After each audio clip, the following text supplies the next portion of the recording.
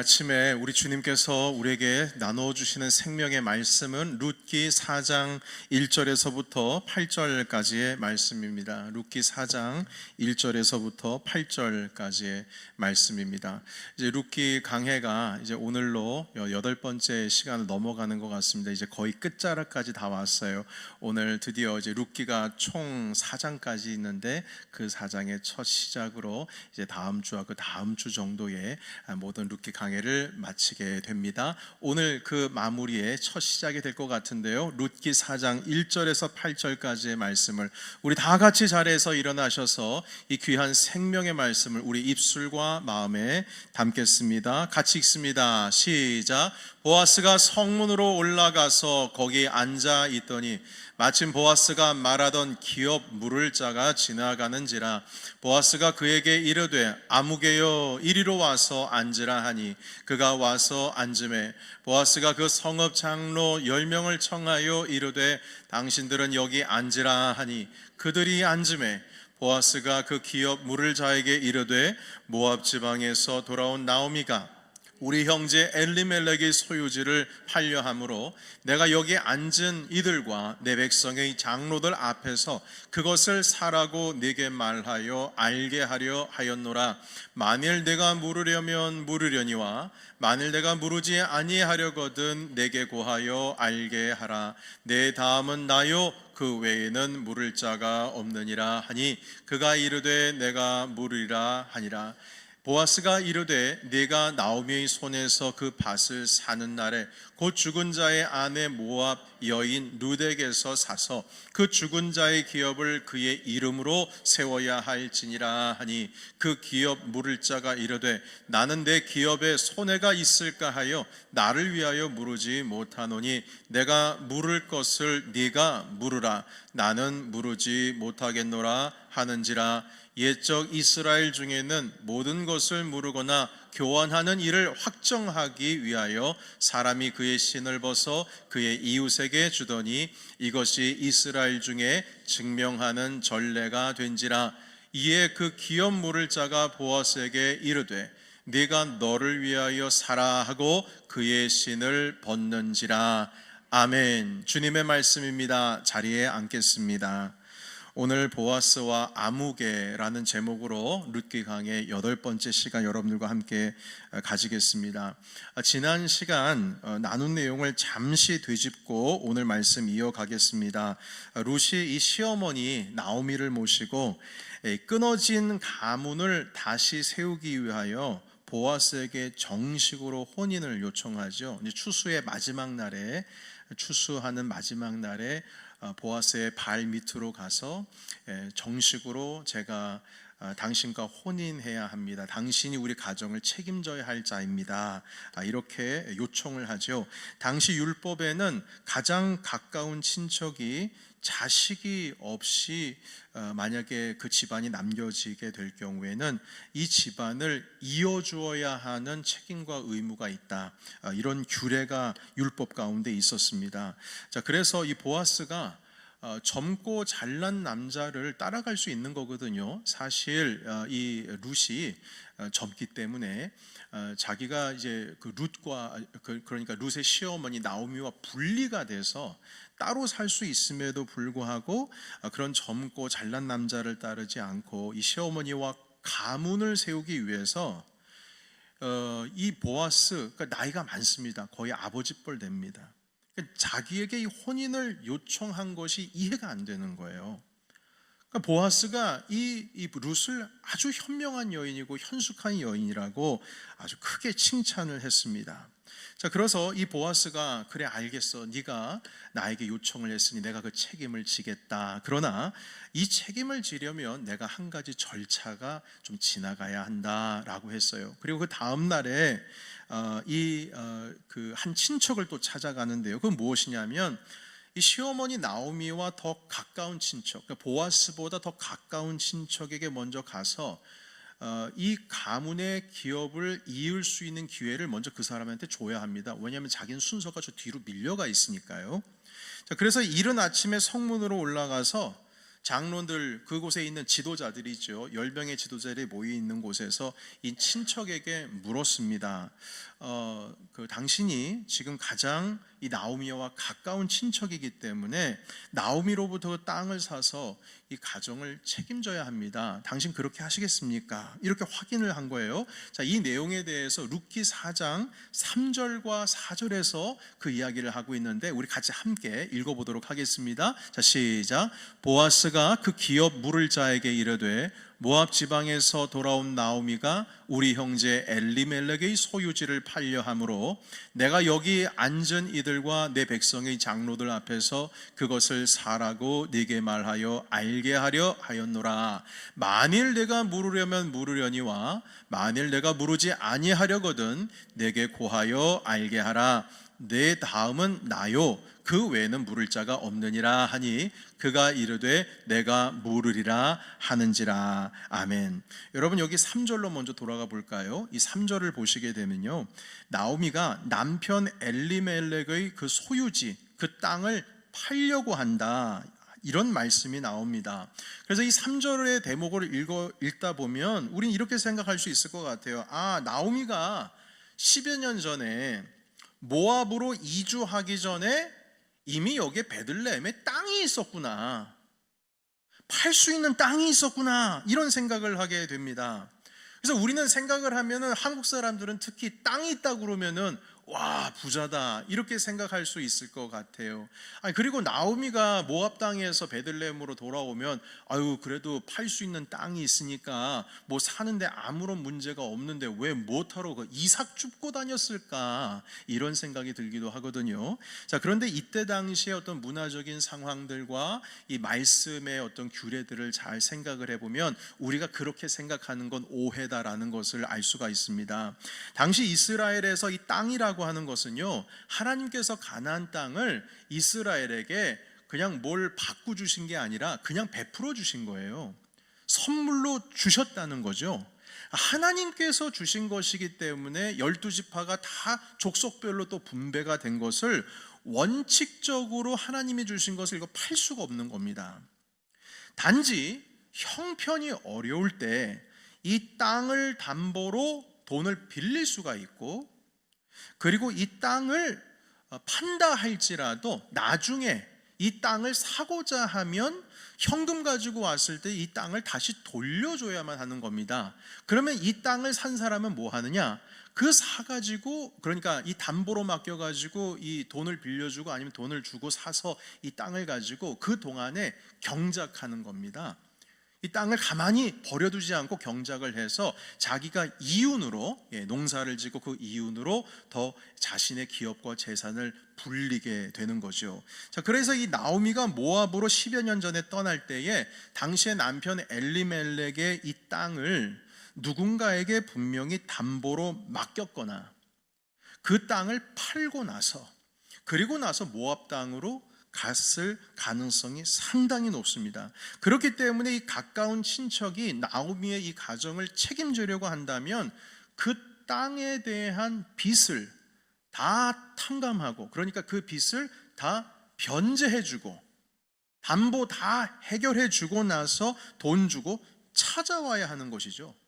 그래서 이 3절의 말씀에 보시게 되면 나오미가 그 소유지, 엘리멜렉의 소유지를 판다는 표현은 법적인 책임이 나오미에게 있다. 그러니까 이 나오미의 이름으로 그 땅을 되찾아야 한다라고 하는 상황을 지금 보여주고 있는 겁니다. 그러니까 결국 당신이 지금 나오미가 진 빚을 다 변제해주고 그 땅을 가져가시오, 이 말이 되겠습니다.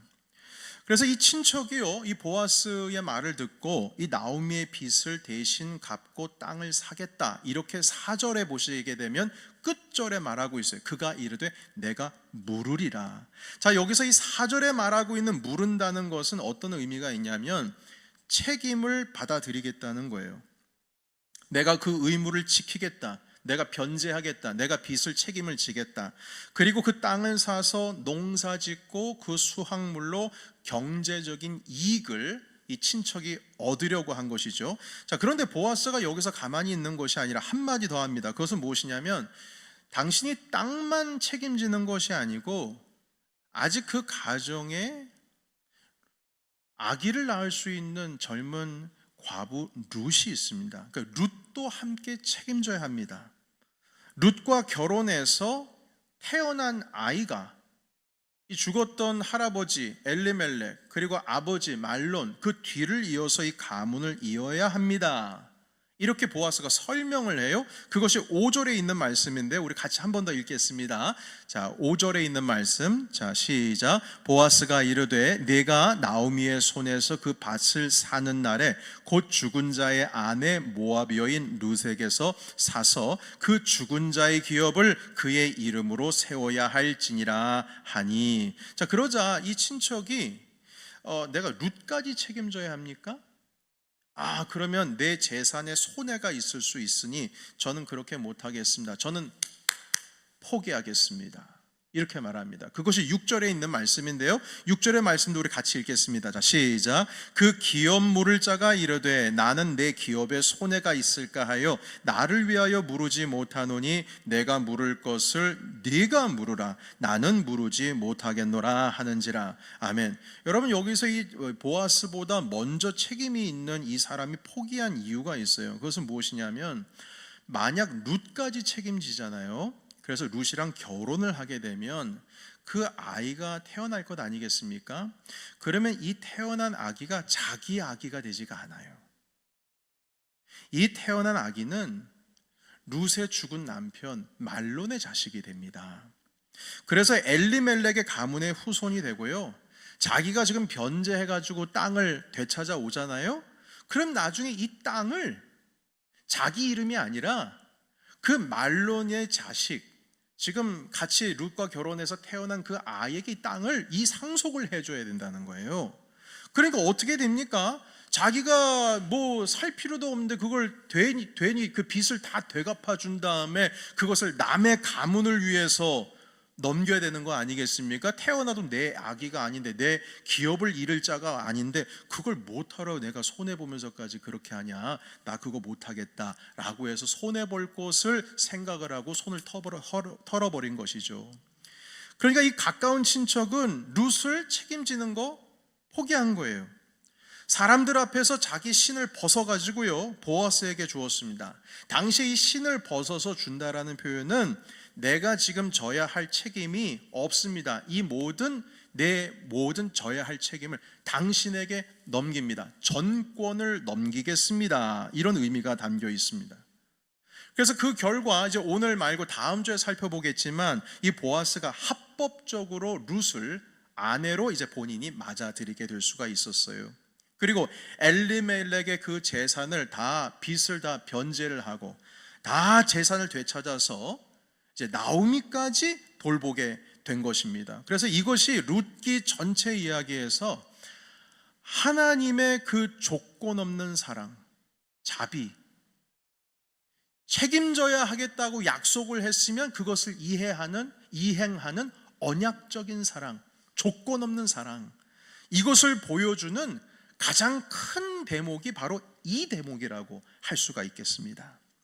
자, 그래서 이후에 보아스와 룻 사이에서 오벳이 태어났고요, 그리고 그의 손자 다윗이 이스라엘의 왕이 됩니다. 그리고 그 계보를 통하여서 마침내 우리의 구세주이신 메시아 예수 그리스도의 탄생이 이 땅 가운데 있게 되는 것이죠. 여러분, 이런 과정 속에서 우리가 오늘 한 가지 주목해야 할 것이 있습니다. 그것은 무엇이냐면 이 보아스 이전에 먼저 이 나오미와 룻을 책임져야 할, 기업을 물을 책임이 있던 자의 이름입니다. 그 이름이 1절에 기록이 되어 있는데요, 우리 1절을 다시 한번 읽어보도록 하겠습니다. 자, 시작. 보아스가 성문으로 올라가서 거기에 앉아있더니 마침 보아스가 말하던 기업 물을 자가 지나가는지라. 보아스가 그에게 이르되 아무개여 이리로 와서 앉으라 하니 그가 와서 앉으매. 아멘. 여러분, 여기 보시게 되면 성경이 이 사람의 이름을 밝히지 않고 아무개여 이렇게 말하고 있습니다. 실제로 이 보아스가 이 사람의 이름을 몰라가지고 이 친척 이름이 뭐였더라? 이름을 모르는데, 자, 아무개야 이렇게 한 게 아니라는 겁니다. 성경은 의도적으로 이 사람의 이름을 숨기고 있습니다. 히브리 원어로는 이 아무개여 하는 이 뜻, 여기에 해당되는 그 글자가 이제 알모니라고 표현이 되는데요.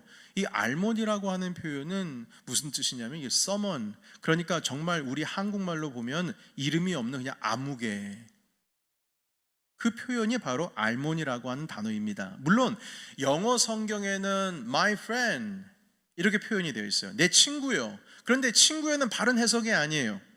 영어적으로서 사람을 불러야 하니까 친구요 이렇게 했지만 히브리 원어로는 이름을 드러내지 않아요.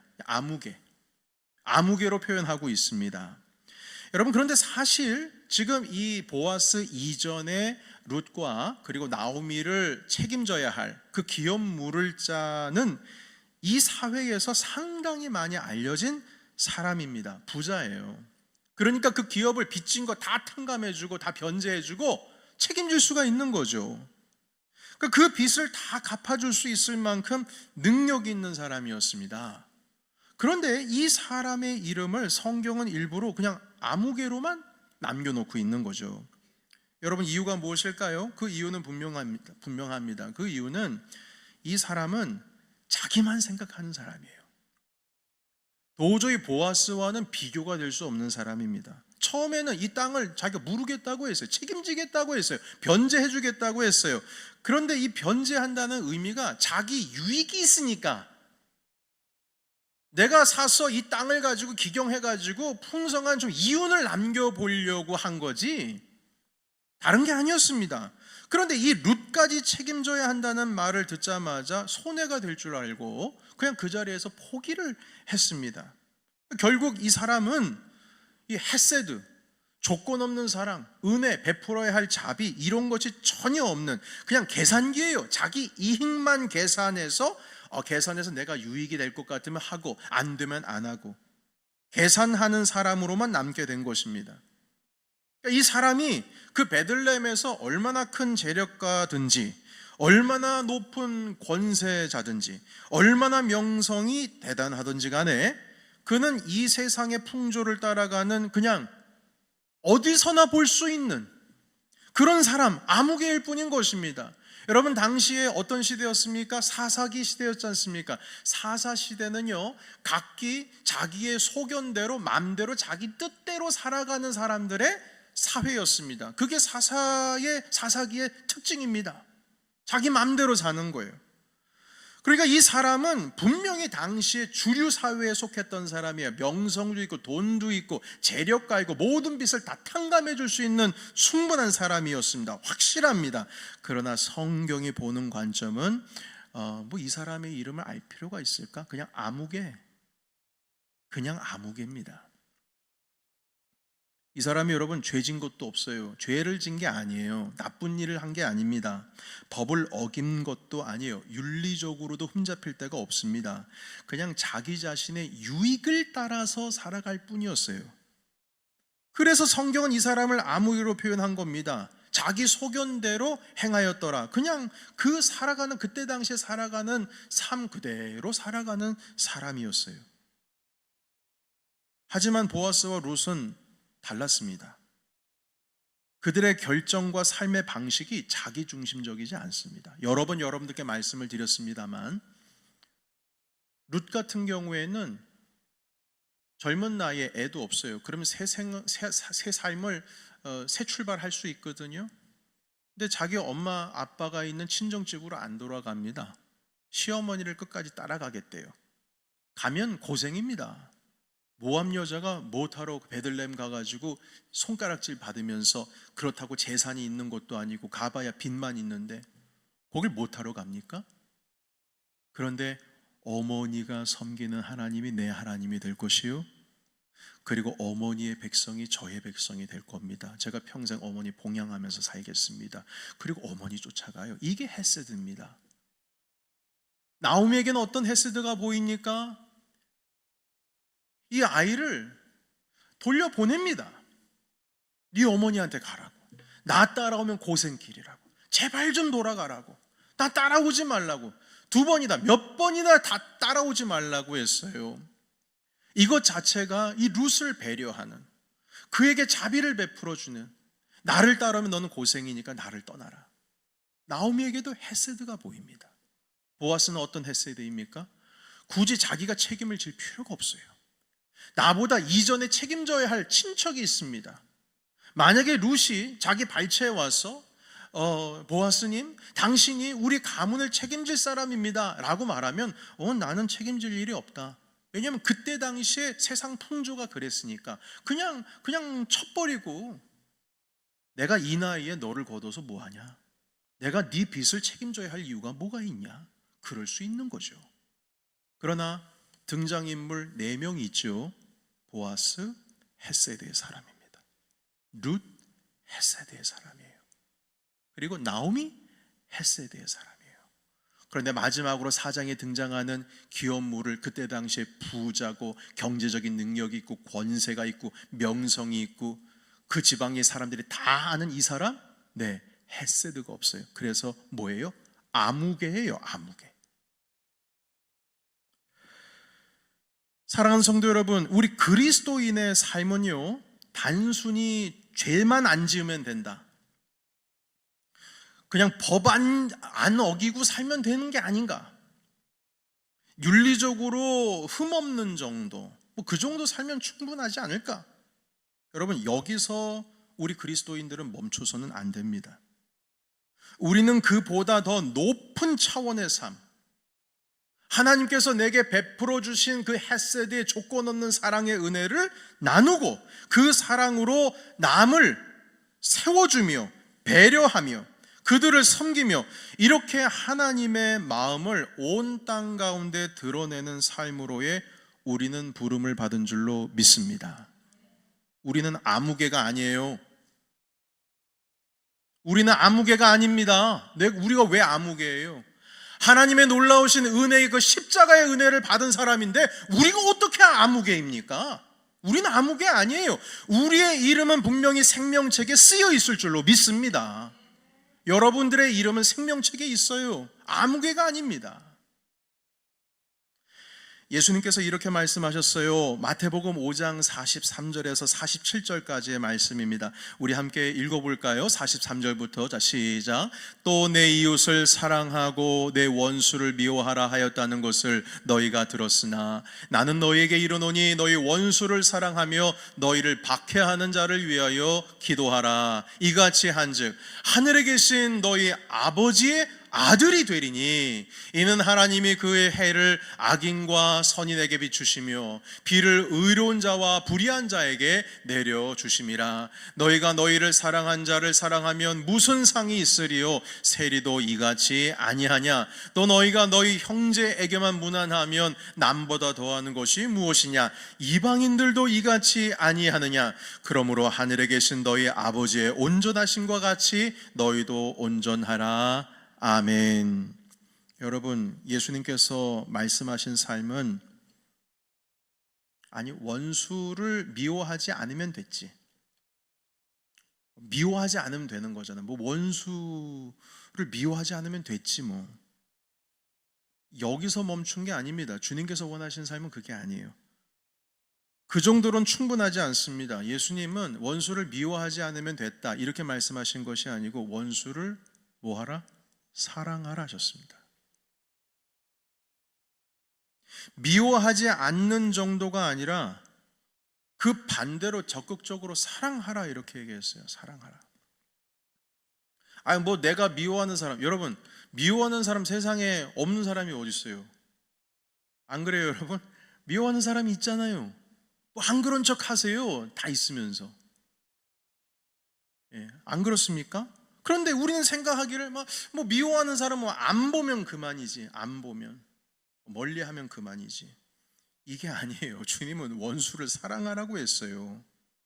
마태복음 5장 45절에 보십시오. 45절 보시게 되면 이같이 한즉 하늘에 계신 너희 아버지의 뭐가 된다고 하십니까? 아들이 된답니다. 이 아들이라는 것은 자녀가 된다는 뜻이에요. 하나님의 딸이 된다는 뜻입니다. 그저 그냥 죄짓지 않고 평범하게 살아가는 거로 우리 그리스도인들의 삶은 충분하지가 않은 거예요. 그렇게 사는 사람, 그렇게 사는 사람, 룻기 4장에서 말하는 아무개에 불과합니다. 아무개. 그냥 평범하게 그냥 뭐 죄 짓지 않고 나는 그래도 원수는 사랑 못해도 미워하진 않으니까 그냥 그저 그렇게 헤세드가 없이 살아가는 사람은요, 성경에는 그냥 아무개예요. 아무개. 원수를 사랑하는 사람, 그를 위하여 기도하는 사람, 헤세드를 베푸는 사람, 그 사람이 바로 하나님의 아들이요, 하나님의 딸이요, 그래서 생명책에 그 이름이 기록된 사람인 것입니다. 오늘 본문에 나오는 아무개는 아까도 말씀을 드렸듯이 잘못 저지른 게 없어요. 죄 지은 것도 없어요. 그냥 자기 권리만 주장했을 뿐이에요. 나 재산 손해볼 게 분명하니까 난 책임지지 않겠다. 내 다음이 있으니까. 보아스 당신이 다음이라면 당신이 하면 되지 뭐. 당신도 나 못지않은 부자인데 하면 되지 않겠어? 이렇게 말합니다. 그 순간 이 사람은 아무개예요. 왜냐하면 하나님의 은혜와 자비를 실천하지 않았기 때문입니다. 사랑하는 성도 여러분, 우리는 아무개로 살아갈 수 없습니다. 우리는 아무개가 아니에요. 하나님의 자녀입니다. 그래서 분명히 우리의 이름 석자는 생명책에 기록이 되어 있습니다. 그렇다면 우리의 삶은 분명히 달라야 합니다. 헤세드의 삶을 살아야 해요. 은혜와 자비의 삶입니다. 나보다 남을 더 귀히 여기며 섬기는 삶을 살아야 해요. 그것이 하나님의 자녀다운 삶인 것입니다. 예수님은 이렇게 우리에게 헤세드를 베풀어 주셨어요. 로마서 5장 8절의 말씀을 읽어볼까요? 같이 읽겠습니다. 로마서 5장 8절. 자, 시작. 우리가 아직 죄인 되었을 때에 그리스도께서 우리를 위하여 죽으심으로 하나님께서 우리에 대한 자기의 사랑을 확증하셨느니라. 아멘. 여러분, 이 말씀 보십시오. 우리가 죄인 되었을 때입니다. 죄인이 뭡니까? 죄인이 뭐예요? 하나님과 원수된 진영에 있는 사람입니다. 원수였어요. 우리가 아직 원수 되었을 때, 아직 하나님께 있어서 죄인 되어서 도저히 그 앞에 나아갈 수 없는 그 원수의 모습이었을 때에, 그때조차 우리 주님께서는 우리를 위하여 십자가 지셨습니다. 사랑할 만한 이유가 전혀 없는 우리였지만 우리 예수님께서 자기 자신을 기꺼이 내어주셨어요. 여러분, 이게 헤세드입니다. 조건 없는 사랑이에요. 조건이 있잖아요. 네가 회개하면 내가 십자가 져줄게. 네가 다시 내게 돌아오면 내가 십자가 질게. 이게 아니고요. 우리가 여전히 죄인으로 있을 때, 여전히 하나님의 원수 되었을 때 그가 우리를 위하여 자신을 기꺼이 내어주셨다는 겁니다. 왜요? 주님은 사랑이시니까요. 그 언약적인 사랑, 조건 없는 사랑, 우리에게 자비와 은혜를 베풀어 주셨습니다. 여러분, 오늘 본문에서 보아스가 무르겠다, 무른다, 이런 표현이 자꾸 무른다는 표현이 나오잖아요. 그래서 이 무른다는 표현이 오늘날 살아가고 있는 젊은이들은 이게 무른다는 표현이 익숙하지가 않습니다. 영어 성경으로는요, 뭐라고 되어 있냐면 redeem 이렇게 되어 있습니다. 이 뜻이 무슨 뜻이냐면 대속한다는 뜻이에요. 변제한다는 뜻입니다. 그 약속, 그 의무를 이행하고 지키겠다는 거예요. 신실하게 지키겠다는 뜻이 담겨 있습니다. 여러분, redeem. 그럼 redeemer는 뭡니까? 대속자입니다. 변제하는 자. 근데 redeemer가 바로 우리 주 예수 그리스도를 지칭할 때의 구세주가 리디머입니다. 그러니까 여기에서 보면은 그 보아스와 이 룻 이야기가요, 그냥 단순한 옛날 이야기가 아니라 우리를 위해서 자기 자신을 내어주시는 예수 그리스도의 모습을 보여주고 있는 것이 바로 이 룻기 4장입니다. 리디머.